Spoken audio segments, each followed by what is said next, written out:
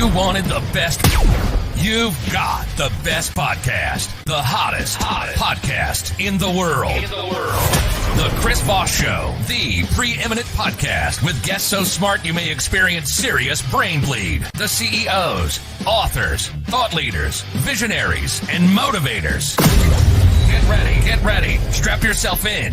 Keep your hands, arms, and legs inside the vehicle at all times, because you're about to go on a monster education roller coaster with your brain.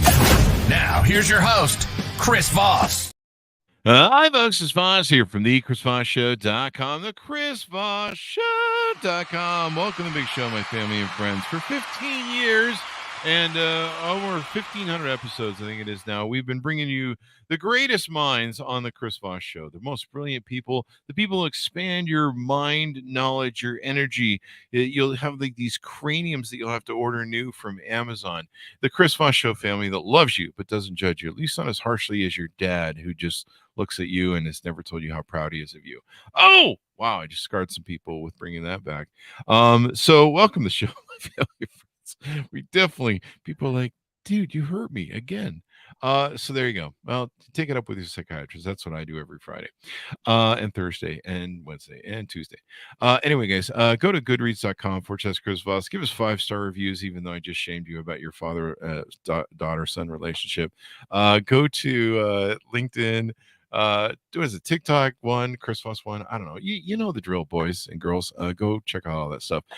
I'm just trying to get to the amazing mind we have in the show, because I'm really excited to talk about what we have today. We're going to talk about sales strategy, hiring dynamic sales teams, building great teams, et cetera, et cetera. It's going to be freaking awesome. And so we have a brilliant mastermind of this data, if you will, and author of a book that just came out June 30th, 2023.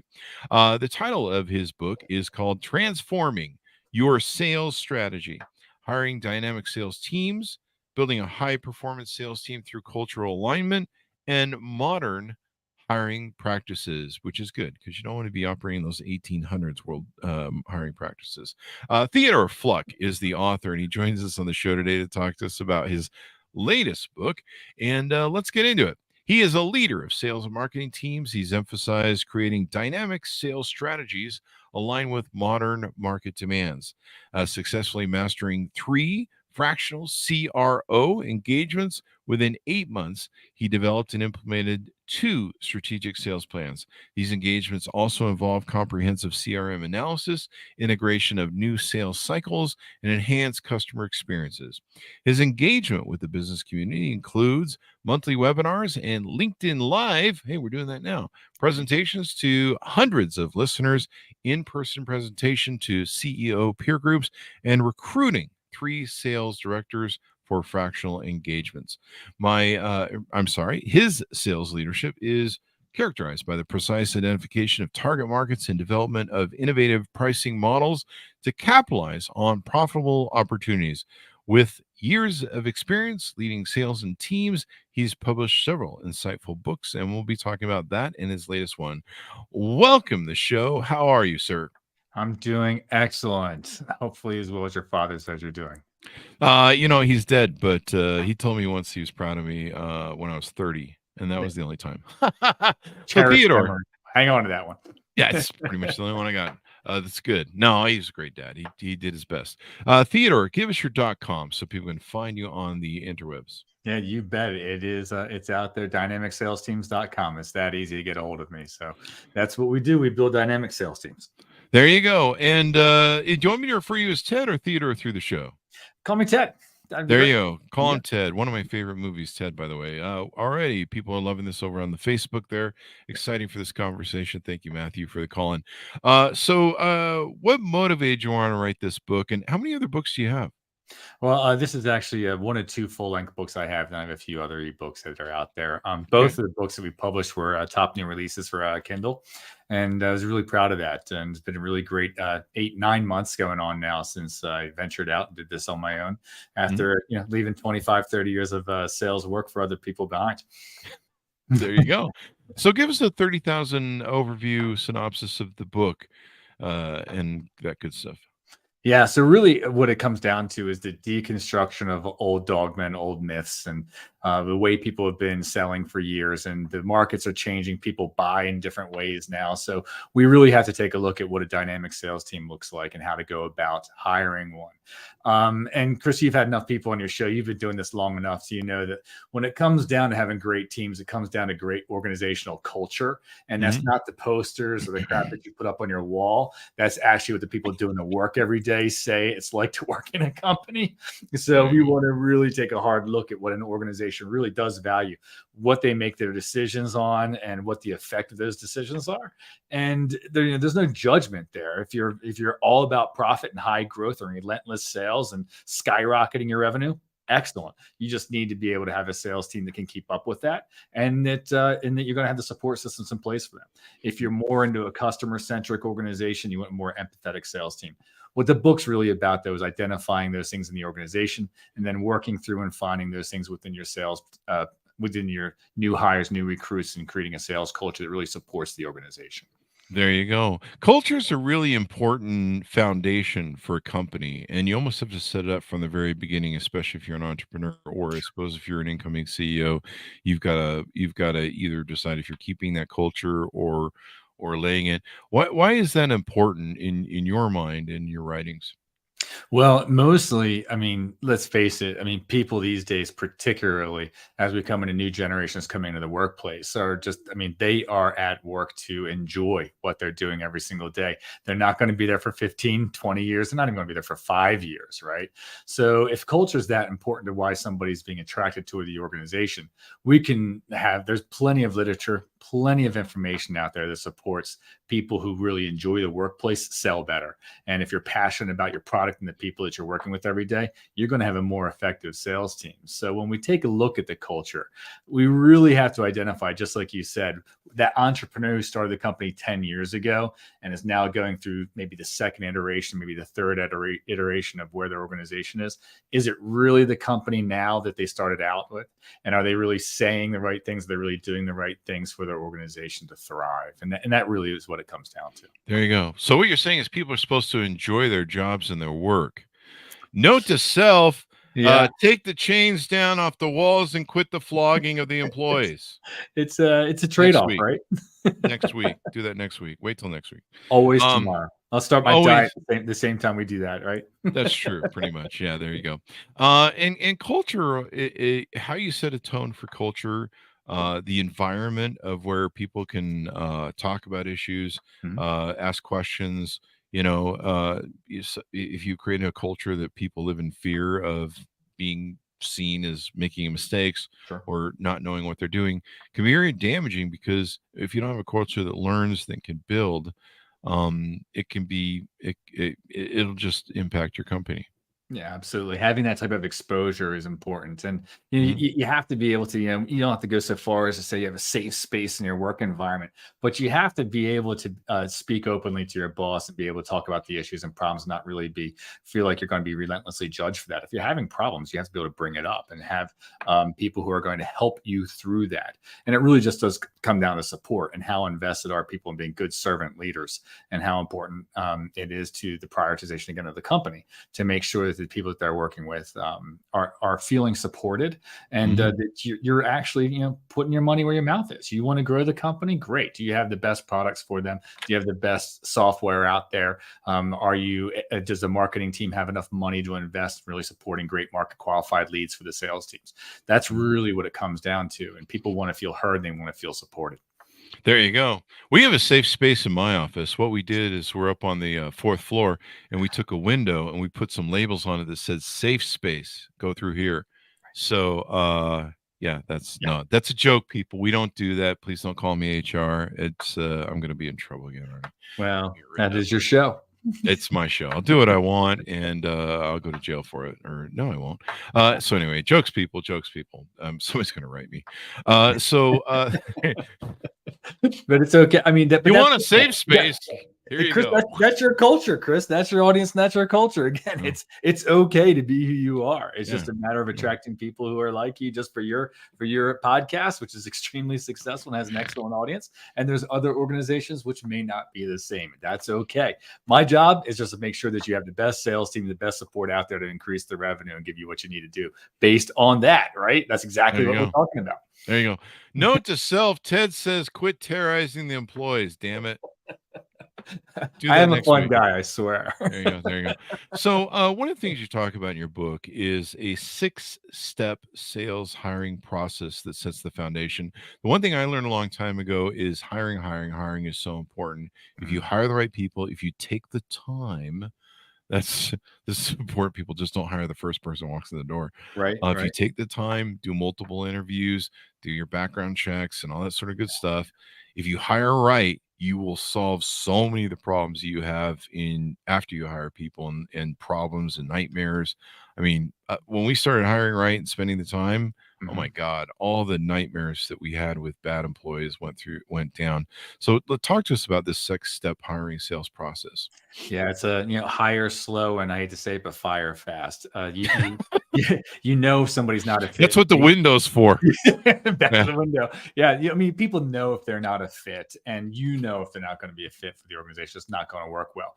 I mean, honestly, that's just something that's really important to look into. But most of the 6-step process, and I'm going to take your audience through all 6 steps now on a podcast, but it really does come down to that just like what we're talking about. There are steps in the deliberate process. It is not just throwing something out on Indeed or LinkedIn and putting out some blanket boilerplate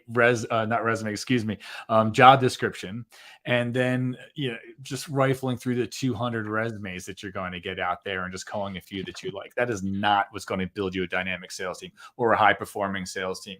People going out there right now and just like, oh, we're going to hire a whole bunch of SDRs and we're just going to hire all these business development reps or sales development reps, and they're just going to get us great leads and bring it in. I was like, that's not a strategy. That's just throwing things against the wall and seeing what sticks. And frankly, that's crap. And it's only going to get you crap results in the long run. You might have a great quarter, but nothing's going to work in the long run that way. So Chris, the 6-step process is really, again, identification internally. Take a good look, know thyself, right? Take a good look at yourself first or your organization. Take a good hard look at where you're going to be able to find quality employees or quality sales reps. Go through there. And then what does it look like in the behavioral interviewing process? Are you actually going through a process of behavioral interviewing where you're trying to find those traits that line up with the characteristics that your company needs? And then, of course, I consider it part of the interviewing process, but it's the post-interview, what the offer looks like, what's the win-win for both companies, and do not turn your back after the offer. There's tension on both sides of an offer. So we talk about that as well as part of the process to make sure that it is a win-win and that everybody's heard and that you're putting your best foot forward in those first few weeks, which it matters so much for a new hire. So that's part of the 6-step process going through. Yeah. No one wants to feel slighted and then take that into the workforce. How many times I've had people, high paying, $250,000 jobs, and people are negotiating over a week vacation. I'm just kind of like, really? Really? Like, we're saying an extra week vacation is important to this person. You can't find it. Like, that's just stupid. And companies that are thinking like that, it's just ridiculous. Like, to lose great candidates and great people because they value their vacation time, their time with their family more than they do an extra comp bonus. You have to be flexible. You have to understand that and make good offers that way that really hear both sides. Yeah, because people, everyone's different. They need a little bit of tweaking stuff to make sure people are comfortable. Maybe they have a family or some other issues, or maybe they're taking care of a loved one that has health issues. Yeah, you got to be careful about the nickel and diming. And I suppose you got to balance the other thing. How has sales changed? Because you're talking about modern hiring practices. You're talking about there's a different environment to sales than when I grew up. Because when I grew up, you went and knocked on people's doors, and you met with buyers of big companies, and you would meet them personally, and you use phone calling and stuff like that, and card databases. Do you remember the old index cards, the 3x5s? Oh yeah, put them. That was the era I grew up on. Move forward, put them in the back. Move forward. In fact, my mom still has some of our old sales things from our company's index card boxes that she uses. And you mentioned I think we mentioned your bio talking about CRMs and different things. How has things really changed and need to be updated with people's mindset? Because I'm still using 3x5 index cards. That's okay. If it works, stick with it, right? Don't fix what's not broken. But at the end of the day, though, there are absolutely there's just so many tools out there, but we can also lose ourselves in our tools again. Like we talk about AI and things like that. We talk about, like, right now, the ability to generate leads is astronomical, but that also has destroyed your email inbox. It's also maybe never answer the phone, and it's also made it very hard to sift through all the chat that way, right? So it just adds another layer of complexity to the sale. With these technology platforms and with the removal of the barrier to entry for so many people across the globe, now we have other nations doing people's SDR work, as I was bringing up earlier, and all of a sudden we're just getting plastered with more and more information out there, but it's not quality. So go ahead. What, let's lay a foundation on what SDR is for anybody who doesn't know. I apologize. A sales development rep or a business development rep, which is, there you go, typically what I feel it should be is that person who's really handling the low bearing fruit, or helping the sales team in their processes, helping reschedule people who were already on the calendar, may have dropped off, people who said they were really interested but were just having a hard time getting them back on the calendar, things along those lines. But what it's come down to is just people just blasting as many DMs out there as they can, and crappy emails with zero value to the client, to try and get them on someone's calendar. So we have to do a better job of that. Definitely. Rapport building and qualifying, for hell's sakes. Like, I get people that pitch me on like LinkedIn and stuff. They're like, "Hey, we have steel manufacturing of wheels for you," and you're like, "How? What in my bio on LinkedIn gave you the impression that I'm in some sort of steel manufacturing business?" Yeah, I just got one this morning that said, "Hey, I'm a Harvard grad like you." I'm kind of like, sorry, not a Harvard grad. It wasn't that guy, right? But Chris, it's kind of funny though, but it happens, and it happens daily, right? Especially when you become a person of influence and more people are seeing your name out there. Yeah. But really what this comes back to is that, to answer your original question, that what's happening with the market though is changing. People are making their decisions on their own. And good sales processes and good marketing processes are really putting out probably 95% of the content, 95% of the solutions out there for their audience to have, to read, to process through, to go online and find, or to download, whatever it is to get to it. But really what's happening is the salesperson really is there to validate the answers that a consumer has already come to on their own. So there's so much data, there's so much information at their fingertips. Getting that quality, being the resource of the quality data, the quality information, and really the answers to the questions that they're looking for is much more of the process of sales was before. It's not going and knocking on. I was made, cut my teeth in the financial services industry, the medical industry, where, just like you were saying, it was knocking on doors. It was going through the do not enter signs in the hospitals because you knew that's where the doctors were. So that's what the job was. Things You're standing next to the OR on the operating table going, "Hey, I've got my sales book here. You want to look at it?" He's like, "I'm doing an appendix right now, buddy." Yeah, I'm a little busy right now. It's like, you're already scrubbed in. You're ready to go, right?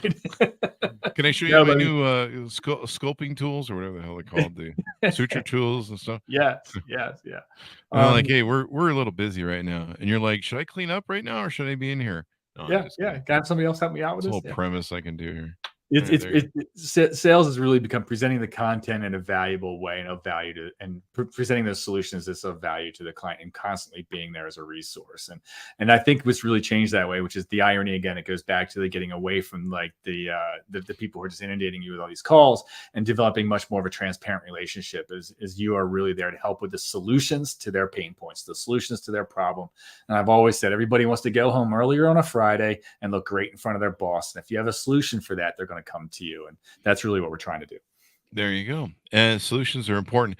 So how hard is it to find good salespeople? I mean, nowadays, in the old days, we get paper resumes and stuff sent to us, and, calls and interviews. But now if you put something online, you're getting like 5 billion people sending you stuff. How hard is it to filter for people that can actually sell? I mean, I come from, one of my early jobs was the car business. And so you learn in the car business. I used to joke with my vice president. I'm like, I wish we had enough money where I could send people to well, we did, but the problem is whether or not we maintain the investment long term. But send people to a 3-month boot camp at a used car sales lot, and you will learn sales like nowhere else on the planet from a used car sales lot. You actually learn a lot more. You'll learn a lot of interesting things. So it used to always be funny. I'd go over the used car sales lot, and some police officer would be just on his lunch break driving through the lot looking at cars or something, and like all the guys run to the back, that have outstanding child support and stuff. I was never here. And you're It just wasn't like, it. It wasn't me. wasn't me. So there you go. It was always fun to watch. But you learn a lot, and I would have people that would have college degrees in sales, which I don't know how you really do, but I guess you can learn in the book. But they would come work for us, and they couldn't sell their way out of a paper bag. Yeah. And Yeah. yet the hardcore, those old cocaine snorting, smoking sales guys were, they were the guys who They were were ready to go, right? always at the golf course with the Crown Royal and the clients, and making all the money and driving around. You're like, where are you right now? And they're like, I'm in a limo with a client and a couple of hookers. No, I'm just kidding. Don't do that, people. But how do you find good salespeople now? Yeah, it's difficult. There's no Mhm. doubt about that. But they are out there, of course. And I don't think the good salespeople have gotten lost. I just think they're a little bit harder to find. Mhm. And they're harder to find, I think, because there are so many poor performers out there, or charlatans, really. People pretending a lot more, so to speak. And so it's funny because we've gotten our way from actually selling and listening to clients and listening to customers and actually having good communications and good connections with people. And we've gotten into like influencers and how great do I look and what am I doing, and that has its place. Don't get me wrong, it certainly is important to be somebody of value and to be an influencer in your market, but that seems to be the trend in sales, when really you got to reverse that script and go back to what does the client need, what does the client want, how am I here for the client. And you have to have a little bit of empathy, for when you're out of Crown Royal, you have to have a little bit of compassion for the client. Sure. Because you're going to go out there. So it really does come down to that type of work. And I mean, honestly, just as you said, the resumes and the electronic processing of any type of applications to find people is next to impossible. But it's still out there: human connections and great referrals. And I think for a while there, thank goodness the pendulum's shifting back, though. For a while there, we got away from even being able to legally ask for referrals. It was as if you couldn't ask a previous employer or a previous connection with somebody what they were like to work with, because the attorneys are all up in arms, and that could be something like a defamation lawsuit, which is ridiculous. But honestly, I mean, I can't, again, once again, I keep coming up with stories again and again and again. I ask people, I'm like, did you ask for the references, and did you actually call them? Literally 1 out of 5 times somebody's actually calling old references. Yeah, no one calls the references. That's been that way for decades, man. It's insane. Like that, there's no way in funny. hell I would hire somebody without calling a reference. And it doesn't have to be a previous employer either, but you've got to be able to have some type of check as to who this person is actually going to put on paper to speak for them. And that's going to be a really good indicator of how well that person can perform and speak, and what they really are like. Yeah, it's amazing. We used to have people that would just give us resumes where they clearly put their whole family in the references, and I'm like, did you work for any of these people? Yeah. Or did your mom have a company? But like I'm going to call your mom and she's going to tell me how bad of an employee you were. Come on, man, it's your mom. I mean, she might. I mean, who knows? Well, she's honest, right? If she's really honest, I'm just kidding. Could be the toughest critic out there. Yeah, but a lot of times, look, if you can't call the old boss because there might be something like that you left the organization, or there might be a situation where you do feel that there's like some legal things in there. You find out who the people who worked for you before. If you're going into sales leadership, I want to talk to the people that you hired and that you promoted. I want to hear from them about what it was like to work for you, and what your skill sets were, what you brought to the table, and how you helped them backfill you as you left the organization. There you go. One of the things that we identified in our interview process is we took it from 1 interview to 3 to 4. So if they're really good, we'd go with 3. If we really were trying to flush them out, we'd do 4. And the one thing we found that was interesting is people get really freaking comfortable, especially after interview 2. like at 3, they're showing up in shorts and their underwear, and they haven't showered for a couple days, and they're throwing their feet up on the recruiter's table, Yeah. and Yeah. they're telling us about all their prison time and the rest, and they'll just tell you everything on interview 3 or 4. And three's the magic number, Chris. You're 100% right with that. Is it? Yeah. Anything after that, it's just gonna be they think they got it in the can at that point, and they're just letting it all hang out, and you're just you know, they're like, hey, you want to see a skeleton closet? Watch this. And like all the skeletons fall out, and you're like, wow, that's a lot of dead bodies there, buddy. We'll call you next week. Yeah. Don't call us, we'll call you. And the other thing that I found was telling my interviewers, it's been a long day. Was it Monday? No, it's Tuesday. See, that's what kind of day I'm in. But and I'm 55, the brain's gone, Alzheimer's kicking in. So I'm going full Die Hard, if I can stop segueing too. So anyway, the thing I found was getting my interviewers to shut the F up. Yeah. Like, I would find people, and I was guilty of this too, so I'd always have to watch it, but spending the majority of the time trying to sell them on who we were and what we were doing. Yeah. Instead of shutting up. And the one thing I learned is if you shut up in an interview, people will talk. You just let them talk and stay shut up. If they got some bad juju or some, closet full of skeletons, it'll come out. They'll eventually tell you. There's a really, really effective tool and effective power to silence when you ask a question and you really do buy into the next person that speaks loses. And there's some poignant questions that you can get into, particularly on an interview. If you're trying to sniff some things out there, if you feel that there might be like a little bit of a surface level response, or you're trying to dig a little bit deeper through that process and the behavioral interviewing process, for sure. But it comes down to I've mentioned this before. The 1/3, 2/3 rule is something great that I learned as an officer in the military, as far as military planning, but it also works as far as interviews goes. You're talking 1/3 of the time, they're talking 2/3 of the time, and asking questions. And you're not trying to sell your company to somebody. If you're trying to pitch yourself or convince somebody this is a great place to work, then you probably have the wrong person in front of you. They should be the ones fired up and excited to come and need to sell themselves. So just remember, when you're interviewing, it's hard for a salesperson to remember that they're not selling their product anymore, right? And that's probably it, Chris. It's like when you're interviewing somebody else, they're the product, they're selling you, and you're in the buying end. And you make a great point. They're showing you how well they can sell themselves, because that's really what great salespeople do. They sell themselves first. They build rapport first. Sure. People buy from people they like. Yeah. They'll even buy from companies they don't like if they like the salesman. I've been in lots of experience where I'm like, I really hate this company. I think they're stupid, but I'll meet a great salesman, and the salesman's like, really cool. And you're like, you buy from him. People buy from people they like. And so, seeing them sell and how they sell themselves, but also being quiet. And I always go, I don't know if this is in your book, but I always go through the resume, through the dates, and confirm them. And it's amazing how many people have just made up stuff, or they've fluffed over dates. Like several times I've caught people on their dates, and I'll be like, so you were at IBM from 1989 to 85. No, I wasn't. And you're like, am I smoking the crack today? And that's only on weekends.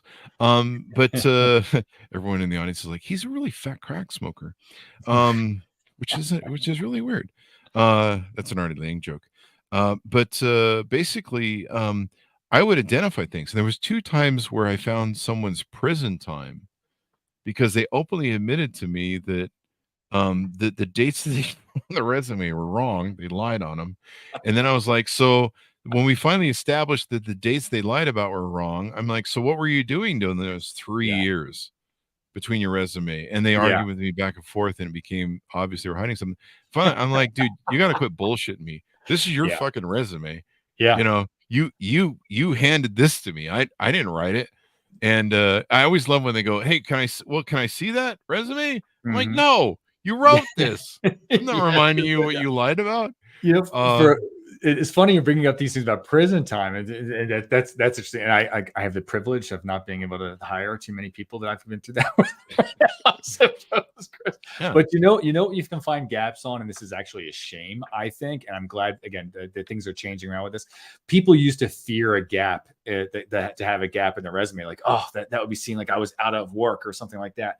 You know where that's bad though is in women who are out of the workplace and they stay at home with their children for a little while. Oh, yeah. And there's a lot of companies who would be like, oh, what is this, 2 to 3 year gap in here? And she's like, well, I was raising my children, and I'm coming back into the workplace or something along those lines. And I was just speaking to somebody about 2 or 3 days ago about that, and just like how they were afraid to leave that gap in the resume. I was like, that where that is, wear that. That's okay. Go out there and tell them that was a decision you made, and that's okay. And it's not, again, should be no judgment around that. But the fact of the matter is you're back in the workplace now. But I do love the resumes that have those types of gaps in it, or those discrepancies when you're going through. And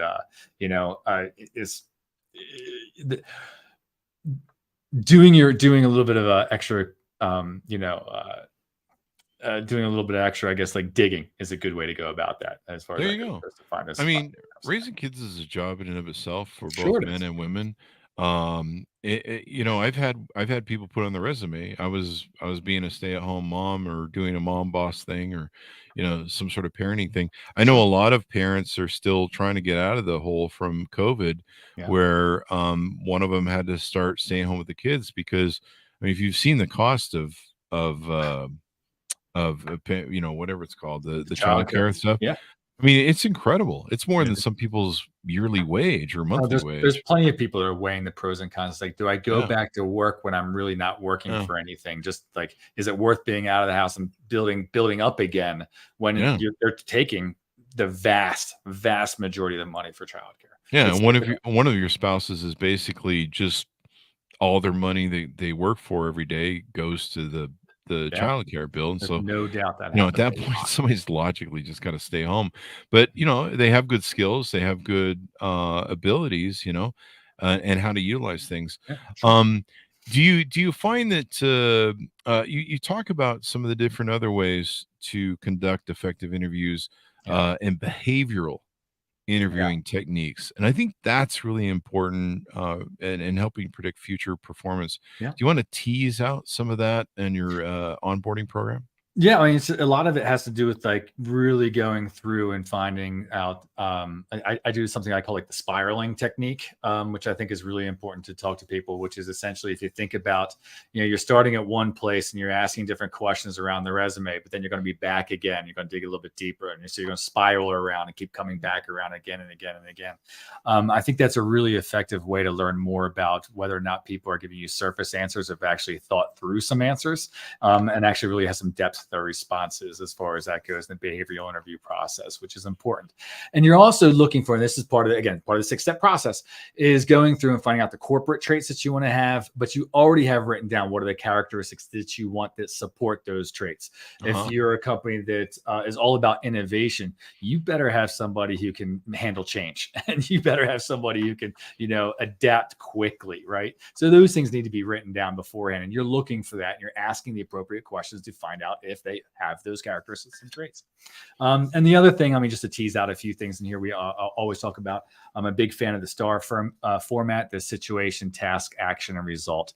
So you can talk to people about that, and that should be part of their responses, or even part of like your questions can be based around that. So STAR format: situation, task, action, and result. What was the situation? What was the task at hand? What did you do to fix the situation? And what was the result at the end? Again, just a good format to go through and to think through. Are you speaking with somebody who can actually follow a decent process and think through their answers? Good ways to go about it, not just as we're like winging conversations here. It should be a thought through process. There you go. I just learned something new. The STAR method. There you awesome go. sauce. I'm I there just for Googled them. This is why we do the show. I sometimes I learn more than my audience. I wonder sometimes. We're gonna have a test later for the audience. So well, you called me a genius when I came on. I thought I had to live up to it a little bit, for crying out loud. You're doing a great job. You're doing a great job, and I'm failing for myself miserably. So there you go. There was a question I had for you. You called in your title of your book, hiring dynamic sales teams. What's the difference between a dynamic sales teams and a whatever the opposite of dynamic is? I should have Googled that. Well, I mean, it really comes down to organizations that can continue to adjust and maintain their sales velocity, and that they work through meaningful KPIs that are actually applicable to sales. You have a lot of sales teams which are great for a little while, but they become stagnant and dead. A dynamic team is continuously adjusting. They're adapting. They're adapting to their markets. They're adapting to their product changes as new product releases come out, and they're always continuing their velocity. I'm a big fan of energy. You talk about potential energy, which is a great potential salesperson, but if that person can't get out there and make it kinetic, then they're worthless, right? So we got to keep our velocity. We got to keep our momentum going through all the ups and downs, through all the buying cycles, and we have to be able to address that as an excellent sales leader, and a good strategic plan addresses those types of things to maintain that velocity and that predictable income and predictable revenue for the organization. There you go. You want a learning, growing organization that can adjust. There's nothing worse than stick in the mud salespeople who are like, what's the new thing we got to do today? And there's so much changes now, especially with AI and stuff. What are you seeing in the world of AI that maybe is going to impact both hiring and sales teams and building a culture? Lead generation. I mean, second to none. The information I can find out on a human being is absolutely frightening, and the speed that we can do that is true. Is pretty scary. The amount of I've read about, and I don't know much about going too much further than this, but you can talk about data, and they say that data is as valuable as oil is right now in the world and the globe, and that really comes down to people data too. And I mean, as well as I do, it can get a little bit frightening out there as to everything that Facebook knows, everything that that they're pulling out of your Instagram, all your accounts. I won't even talk about TikTok right now, but it's there. People know it. People can have influence in it, and people can buy it, and if they're not buying it, maybe their government's taking it away from them and using it themselves. It's frightening, and be aware of it, right? But I also am one of those people that's like, we're so up to our eyeballs, and I wouldn't even know the way out of it. Where I'm getting at with that, though, is Chris, is that your buying patterns are known, and the removing the barriers to entry, what used to be hundreds of thousands, if not millions of dollars of access for large corporations and big businesses, now coming down to the small business owner, and they're going to be able to leverage that, which is it can be a good thing for the small business owner for sure, but I see that as being the most immediate impact and the most readily available asset in any small business owner's fingertips right now, is leveraging the AI that's right there for them as far as their buyer personas and as far as what their clients are currently doing, and what they're Googling, what they're looking for, and what their needs are. It's all at your fingertips right now. There you go. Well said. And to me, that's a real great asset. Because, I can look at someone's LinkedIn and, I mean, when I used to go into an office back in the old days, and maybe you were the same, but, you go into your buyer's office and, he's got a picture, maybe wife and kids, or him sport fishing with a fish, or, whatever his thing is. And, hopefully you've done a little research, but you just kind of have to go off the fly what you see in the room. And you'd be like, hey, you love to fish, man. That's awesome. I love fishing too. And, whatever, yada, yada. Scene, right? You ask about the wife and kids. Most people like to talk about their wife and kids, unless they're in divorce court. But, so they're, hey, how long you been married, and stuff. And so you'd have these tools that you could use to build rapport. The worst thing is if there was nothing in an office and, he was some, I don't know, some nihilist or something. But now you can do that on LinkedIn. So I can go see what you're talking about on LinkedIn. Your posts, and I can see like a picture of you and different background things. Mike Wallace techniques is one of the things that I learned from, where when I meet people, you look at their background, you ask them about what's in it, because usually, especially with like podcasts, it's really they feature stuff that's really important to them. For you, it's your brick wall. It's behind you. It's a tapestry, evidently we established before the show. But you really like brick, damn it. And so God bless you, because most people are gone for veneer at this point from the 70s, which I grew up with. The paneled look, which, still hot. Bring it back. It's probably retro as a new market for us. Do you have shag underneath the brick there? Anyway, I would never tell you if I did. Oh boy. Wow. We went there. I don't know what that means. But the point really is hiring better, building culture. And I suppose hiring for culture is really important as well, because you've got to make sure that those people are culture fit. And one warning I would give to people: if you know a salesperson who loves a royal crown, don't hire him. Anyway, that's my opinion. I'm sticking to it because Got to be careful, right? I've seen, I don't know what it is about those alcoholics, but that love Royal Crown. But if you do, God bless you. But get help. But how important is it to hire for culture? And I guess your book probably teaches us how to make sure those fits work. Yeah, it is. I mean, look, organizations change and organizations themselves are dynamic. So even if you have somebody who's a fit 1 year, 5 years from now, they may not be a fit. And that's okay. That's just everything's a living and growing organization. But the idea is to do the best with the tools that you have at the time you have them. So you do. You can get, they say 30 to 40% more profitability and more sales from people who enjoy the workplace and enjoy where they're working as far as the culture and that feel supported. When you're working with people, the top performing and high performing salespeople produce 2.5 times that of an average or below average salesperson. So when you start to do that type of mathematics and that type of like exponential growth that can come from this high performing sales team, you really are looking at multiples on multiples of revenue generation for the organization. That being said, it is a long process to deconstruct old sales processes and old sales dogma. And you do sometimes have to eliminate the bottom of an organization to make room for the new people coming in. Or the Crown Royal people. Or the Crown Royal people, if they're out there, you know. So when you take a look at the top performers, they may have been 15 or 20 years ago, you know, but then Crown kicked in and now they're not anymore. Yeah. You're going to get in a lot of trouble with this one with Crown. HR has told me you can't snort the 8 balls off the desk anymore. No, you're not supposed to be doing that anymore. There's no drugs in the workplace. Yeah, the copier works better for that because it's clear and has that smooth surface. But yeah, those are definitely. Can you tell I worked in sales in the 80s? I can for sure. You know, put the coffee down. Coffee's for closers. For sure. Oh, we did all that. Like that pen thing. Everyone's like, the Wolf of Wall Street does this pen thing on sales. Man, that was being done way before Wolf of Wall Street. That was done, you know, in the 80s and 70s. We throw a pen to people and be like, sell me this pen. Yeah. You know, then it was pretty much the Glengarry Glen Ross of the things. And I knew a lot of guys who were the Al Pacinos of that movie and then the Baldwins. It goes back to your index cards, right? These aren't the good leads. I want the good leads. Yeah. I was like 20 years old watching Glengarry Glen Ross, the always be closing and the brass balls out of the box. That's scene. right. And they're like, you always gotta be closing. And I'm like, okay, we'll do some closing. But yeah, a lot of things have changed with electronics. But to me, it seems a whole lot easier because you can background check your buyers. You can get to know your buyers better. It's easier to gain rapport if you utilize that. And people, please start using rapport building first. It has to be authentic too. You know, take me to dinner before you try and seal the date. Yeah.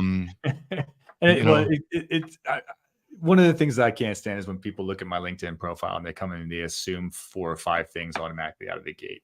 You have to be real careful with that. I mean, like, you can take the facts, you can take the facts at hands, but it comes back to the questions we talked about earlier, Chris. Is like, it would be much better to go to what you can find on social media, you can see on Facebook, you can go to my website and see all these different things, but ask questions and validate what your assumptions are before you go in. Because you come in and you start like hardballing all these great things and how connected we are and how alike we are, but you miss 2 or 3 times, it's kind of like it's annoying, you know, and all of a sudden now you have an annoyed salesperson, excuse me, an annoyed customer instead.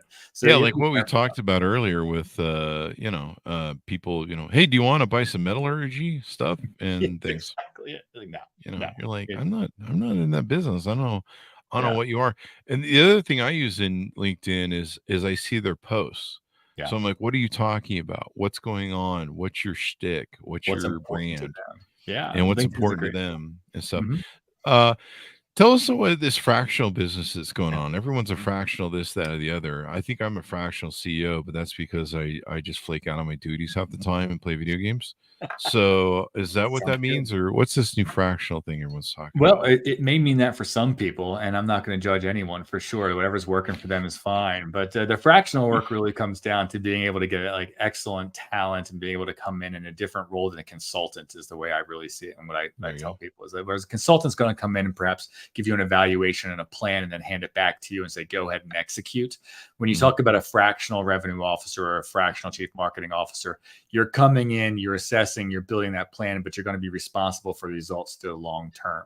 Typically, you don't have consultants who are engaged with an organization more than a year or 18 months.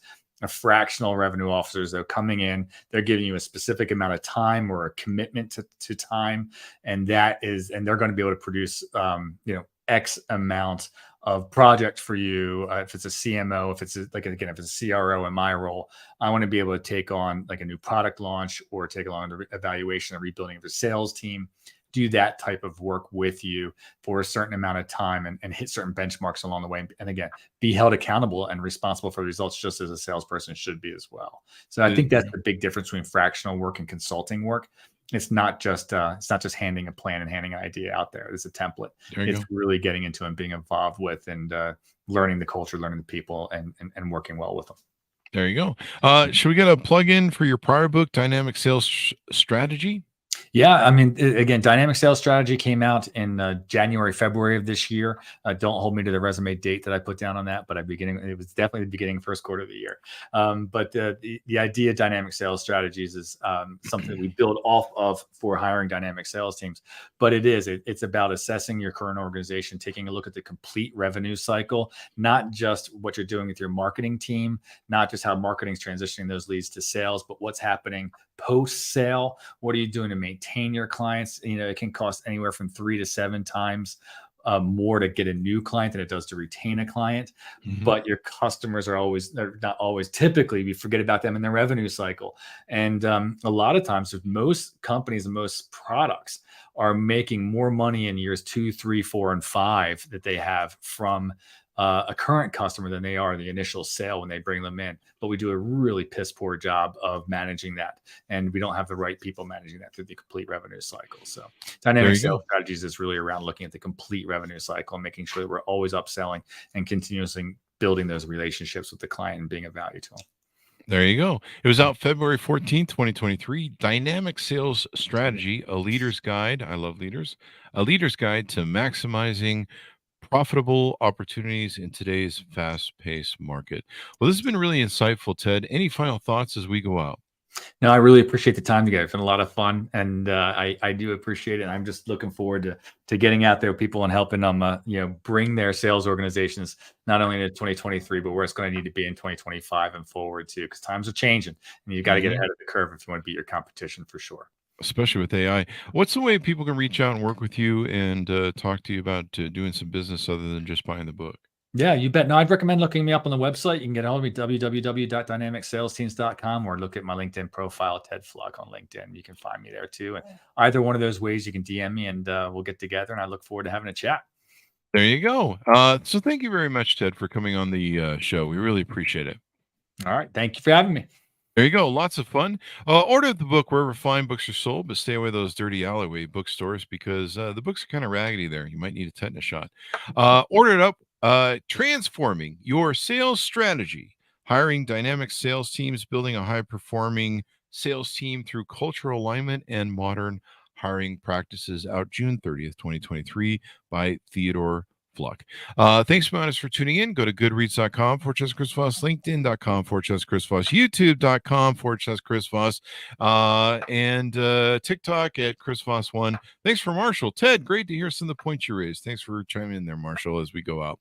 Thanks for tuning into my audience. Be good to each other. Stay safe, and we'll see you guys next time. There you go.